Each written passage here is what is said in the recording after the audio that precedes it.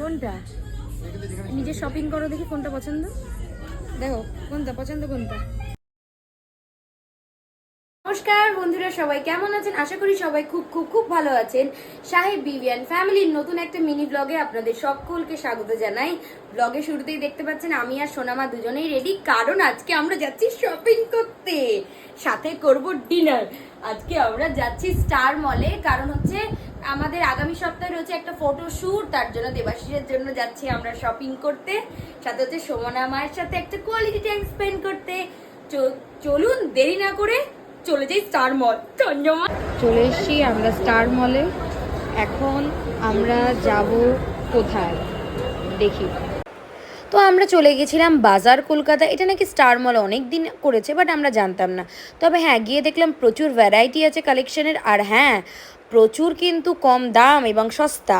তো দেবাশিস নিয়ে নিল এই শার্টটা ওর জন্যে। নেবে এটা? নেবে? এটা নেবে মা? এবার মাথা ঘুরিয়ে দিয়েছে। কোনটা হবে না?